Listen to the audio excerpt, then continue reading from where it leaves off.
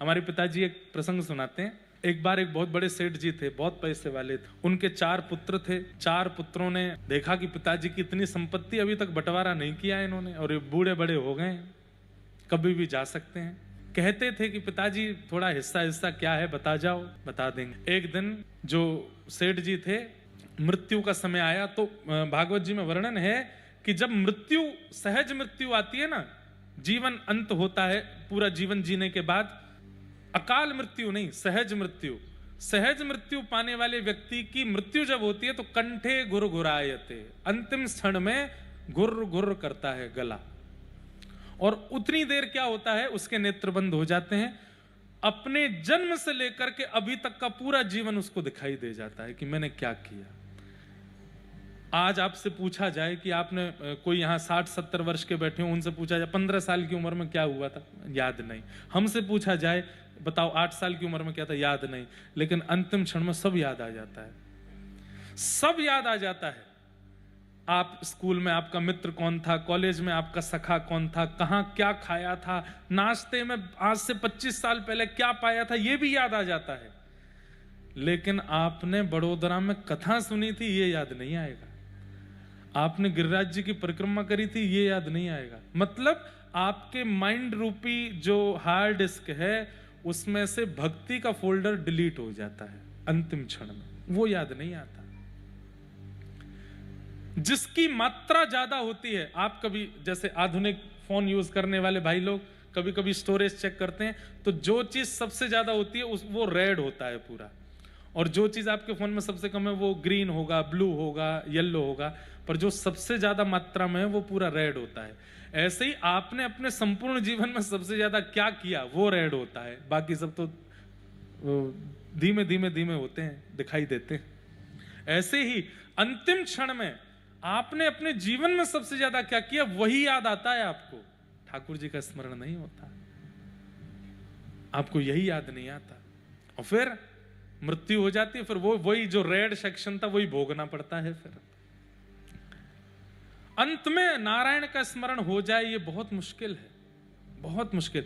तो वो सेठ जी से उनका अंतिम क्षण आया, कंठ गुरगुर करने लगा, तो बालक सब इकट्ठे हो गए। पिताजी जल्दी बता दीजिए कौन सा कितने किसके पक्ष में है। लेकिन बोल नहीं पावे, तो छोटा बेटा बोला, मेरे पास एक वैद्य जी हैं, उन वैद्य जी के पास एक काढ़ा है, वो ये पिला देंगे तो इनका गला साफ हो जाएगा। पर वो काढ़ा 50-55 हजार रुपए का आता है। तो बड़े भाई बोले 50,000 खर्च होंगे, उसके बाद 5 करोड़ तो मिलेंगे, बुला ला तू वैद्य को। वैद्य को बुला करके लाए, काढ़ा बना करके कंठ में पिलाया। अंतिम कितना अच्छा अवसर था उन महाराज जी के पास में, उन सेठ जी के पास में।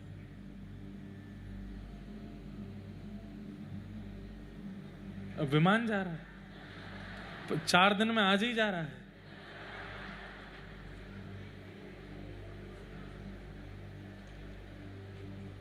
इतने साइलेंस रहता ना, आज पहली बार गया है ऊपर से। या हम आधुनिक क्यों सोचें, हम तो यही सोचेंगे ठाकुर जी आने वाले हैं, विमान उतर रहा है। वैकुंठ से ठाकुर जी आ रहे हैं, बोले बेटा 6:30 के आसपास बज गए। हाँ देखो 6:30 ही बजे हैं, आधे घंटे में हमारा जन्म होना है, हम आके थोड़ा उतर के गेटअप तैयार होंगे अपना। तो क्या निवेदन कर रहा था मैं, हाँ, तो वो सेठ जी, तो सेठ जी के पास कितना अच्छा अवसर था, उनका गला खुल गया। वो चाहते तो नाम संकीर्तन कर लेते, लेकिन जैसे ही गला साफ हुआ उनका, पिताजी बोलिए। बोले हाँ हाँ अब आवाज निकल रही है। बोले हाँ जल्दी बताओ पिताजी, अंतिम क्षण बचे हैं आपके, पूरा शरीर पानी पानी हो रहा है आपका, प्राण निकलने वाले हैं, अंतिम इच्छा जो हो बता दो। और संकेत में बोले बता दीजिए कौन कितना किसके पक्ष में है, बाड़ा किसके नाम है, खेत किसके नाम है, घर किसके नाम। बोले बड़ा वाला कहाँ है, बोले मैं यहीं खड़ा हूं। बीच वाला कहाँ है, बोले मैं भी यहीं खड़ा हूं। छोटा वाला कहाँ है, बोले पिताजी यहीं हूं, चरणों के पास देखो। बड़ी बहू कहाँ है, बोले मैं भी यहीं हूं, आप तो बोलो जल्दी। छोटी वाली का बेटा अब यहीं बैठा है गोद के पास ही, बोलिए जल्दी बोलिए। बोले मैं तो ये कह रहा था, आंगन में भैंस का पड्डा झाड़ू खा रहा है। तुम लोग झाड़ू नहीं संभाल पा रहे, संपत्ति क्या संभालोगे? और कहते ही प्राण निकल गए उनके, झाड़ू पड्डा कहते कहते प्राण गए। मैं ये कथा क्यों सुना रहा हूं? इतनी बढ़िया अपॉर्चुनिटी मिलने के बाद भी अंत में हरिस्मरण नहीं कर पाए। क्यों?